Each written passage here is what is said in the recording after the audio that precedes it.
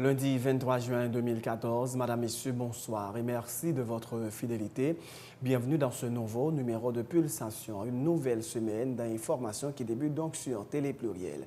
À la une de l'actualité, le Réseau national de défense des droits humains se félicite du rapatriement de Marc-Antoine Philippe, un témoin clé dans le double assassinat de Jean-Dominique et de Jean-Claude Louis-Saint.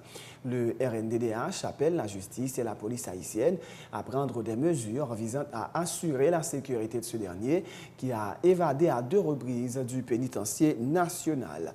L'extradition de Marc-Antoine Philippe a été possible grâce à la bonne collaboration entre les autorités haïtiennes et argentines, se félicite le porte-parole du Premier ministre Pierre-Michel Brunache. La Cour d'appel de Port-au-Prince ne s'est pas prononcée une nouvelle fois ce lundi sur le dossier relatif aux accusations de corruption contre la famille présidentielle, estimant que l'affaire n'était pas en mesure d'être entendue à l'audience de ce lundi. Les juges devraient statuer sur l'appel des avocats de Sophia et d'Olivier Martelly suite à l'ordonnance du tribunal de première instance exigeant la comparution du Premier ministre Laurent Lamotte et de plusieurs autres membres du gouvernement. Dans un communiqué conjoint, 6 partis et regroupements de partis politiques dénoncent les manœuvres déloyales du pouvoir exécutif qui, nous citons, cherche par tous les moyens à renforcer sa mainmise sur l'appareil électoral et la machine administrative. Haïtien pour Haïti, Famille Lavalas, Fusion, Unité, Contrat Pepla et Mopord n'entendent pas accepter d'ultimatum ni de date butoir de la part de ce CEP. Les autorités haïtiennes ont lancé officiellement ce lundi 23 juin 2014 le programme de stage des futurs leaders d'Haïti. 7 jeunes haïtiens feront le voyage aux États-Unis pour travailler dans un premier temps à l'ambassade d'Haïti à Washington, puis dans les institutions internationales, dont le FMI et la Banque mondiale, alors que 6 ressortissants haïtiens vivant aux États-Unis devront intégrer l'administration publique haïtienne. À l'étranger, John Kerry appelle à la formation d'un gouvernement d'union nationale en Irak où les insurgés sunnites continuent de consolider leur emprise sur les villes conquises. À Bagdad, les habitants vivent toujours dans la crainte. La campagne de recrutement de combattants bat son plein. Le président russe Vladimir Poutine salue l'appel du président ukrainien à dialoguer avec les séparatistes pro-russes. Pour le chef du Kremlin, ce dialogue doit s'appuyer sur un plan de paix. Dans l'actualité sportive, le Brésil a facilement assuré sa première place dans le groupe A en battant le Cameroun 4-1 avec un doublé de Neymar ce lundi. En 8e de finale, le Brésil affrontera le Chili samedi et les Pays-Bas seront opposés dimanche au Mexique. Madame, Messieurs, restez branchés pour le développement de ces titres et de bien d'autres.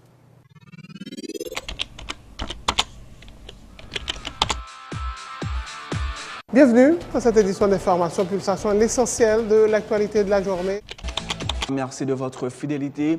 Bienvenue dans ce premier numéro de Pulsation Week-end.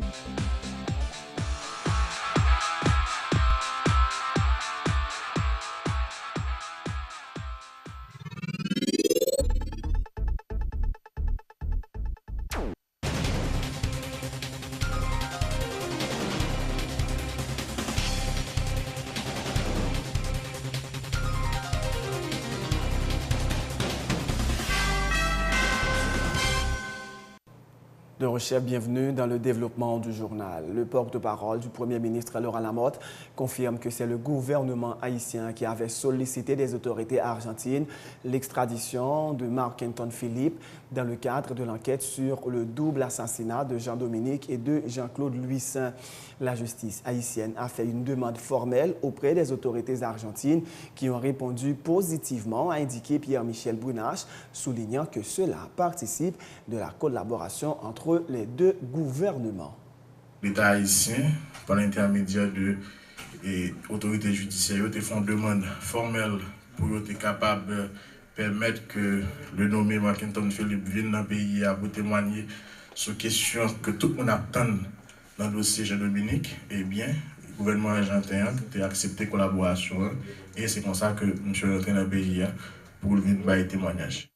Le Réseau national de défense des droits humains se félicite du rapatriement de Marc-Antoine Philippe et demande à la justice et à la police de prendre des mesures visant à assurer la sécurité de ce dernier qui a évadé à 2 reprises du pénitencier national. Le directeur exécutif du RNDDH se montre cependant sceptique quant à l'aboutissement du dossier. Il fait remarquer que les gouvernements qui se sont succédés depuis avril 2000 n'avaient pas vraiment manifesté la volonté de faire la lumière sur le double crime. D'autre part, Pierre Espérance appelle les pays dits amis d'Haïti à procéder à l'extradition de tous citoyens haïtiens vivant sur leur territoire et pour lesquels la justice aurait des indices clairs quant à son implication dans le meurtre du journaliste et du gardien de Radio Haïti Inter. Marc-Antoine Philippe, c'est un inculpé dans l'assassinat de Jean-Dominique et c'est un évadé de prison. Il est évadé dans la prison pendant 2 fois. Et juge d'instruction et Bernard Saint-Ville, les littéraires ordonnance li, et il a été inculpé, Marc-Antoine Philippe, il a voulu la juger. Juge Ivikel d'Abrésil, l'état mené instruction dans la conclusion instruction dans le rapport, il était confirmé inculpation et Marc-Antoine Philippe dans le double assassinat qui était fait 3 avril 2000 sous Jean-Dominique avec Jean-Claude Lucien. Il y a tantôt de justice haïtienne dans le cadre de traitement de ça. Bon, écoutez, nous très sceptiques par rapport avec l'aboutissement et dossier ça, parce que le dossier ça est traîné trop, c'est 14 ans après. Pour qui ça tout le temps ça? Et il est clair que la justice haïtienne et le gouvernement qui passe, pas jamais montré une volonté et manifeste pour faire dossier ça et aboutir. Arrestation avec extradition Marc-Antoine Philippe, c'est pas ça seulement qui va faire que le dossier a avancé, parce que pas oublier qu'il était dans la prison et avec complicité autorité, il évadé 2 fois et nous espérons fois ça, il va dans la prison pour tout bon. Depuis la justice, il y a un bon genre preuve, bon genre indice sur une série de monde qui impliqué dans le crime ça, mais il est clair qu'il faut qu'il y ait des dispositions qui prend avec pays amis et qui dit qu'il y a supporté la démocratie en Haïti pour que les lumières capable de faire sous crime ça. Quel que soit mon nom, que le ancien sénateur, quel que soit le monde qui a à voir avec le crime, il faut que la justice sanctionne avec rigueur. La Cour d'appel de Port-au-Prince ne s'est pas prononcée ce lundi sur le dossier relatif aux accusations de corruption contre la famille présidentielle, estimant que l'affaire n'était pas en mesure d'être entendue à l'audience de ce lundi.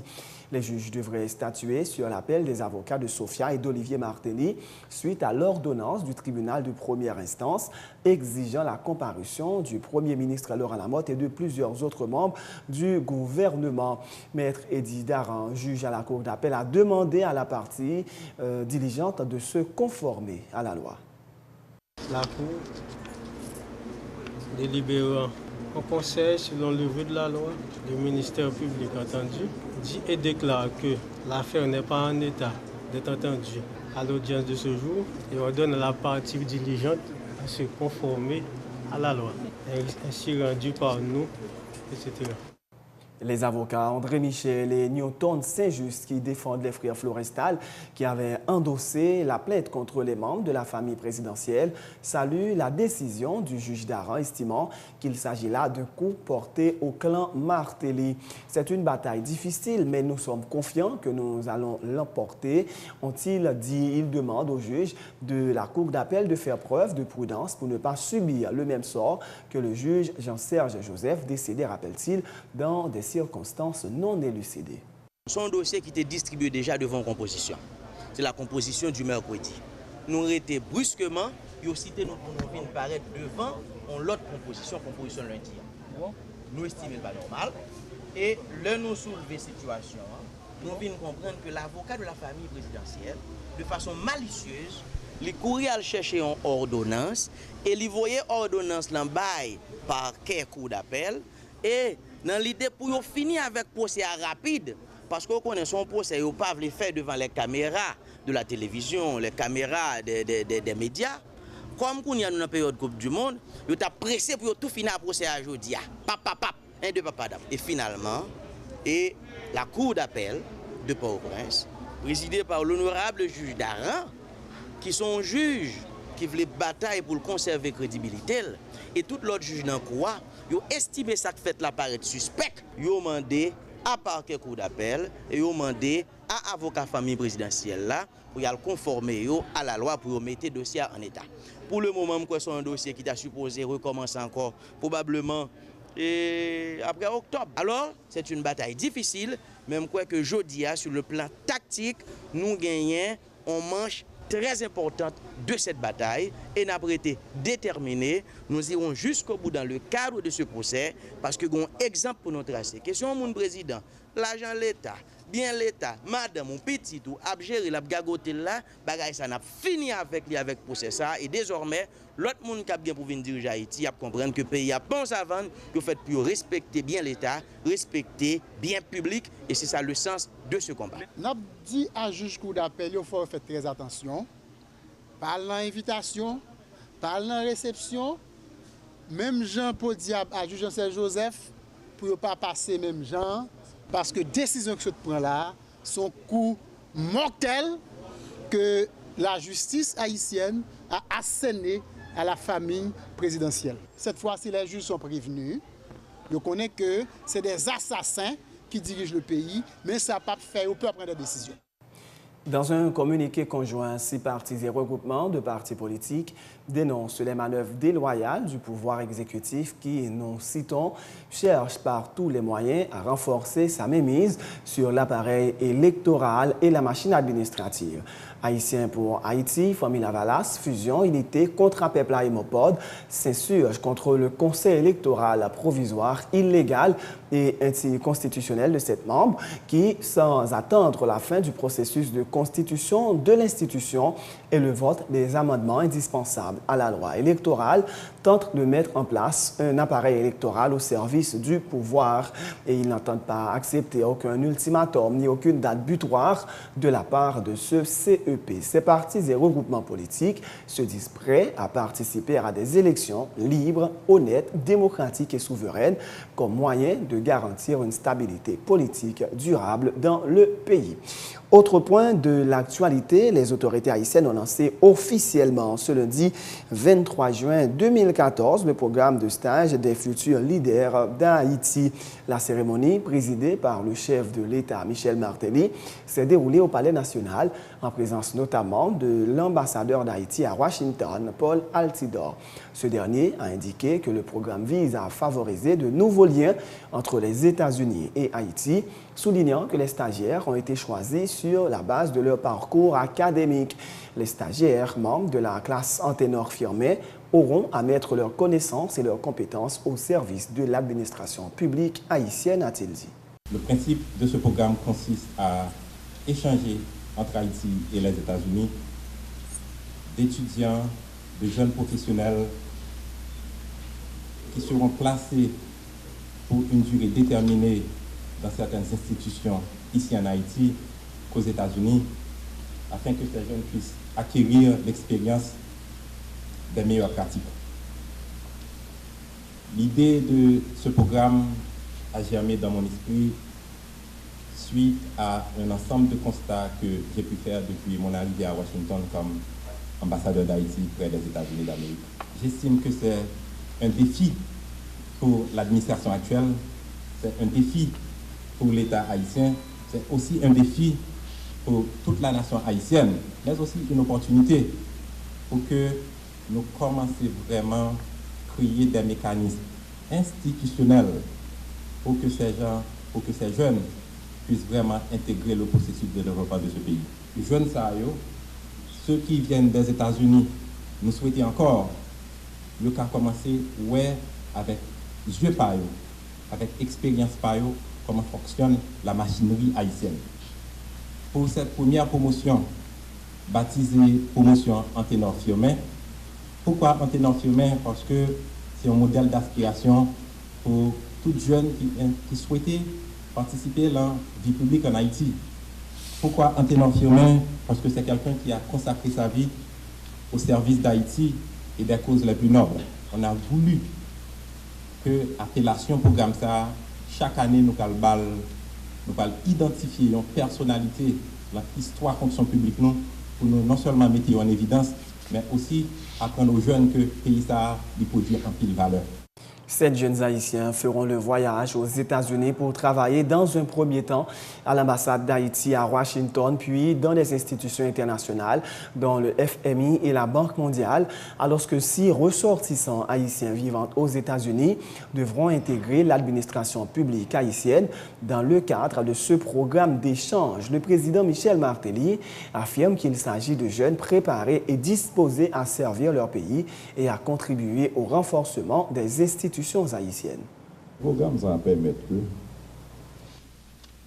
des jeunes qui formés, qui préparés et qui prennent tête au sérieux, nous allons entrer dans le couloir de l'administration publique, hein, de sorte que nous puissions renforcer l'État, parce que l'État a besoin de renforcer.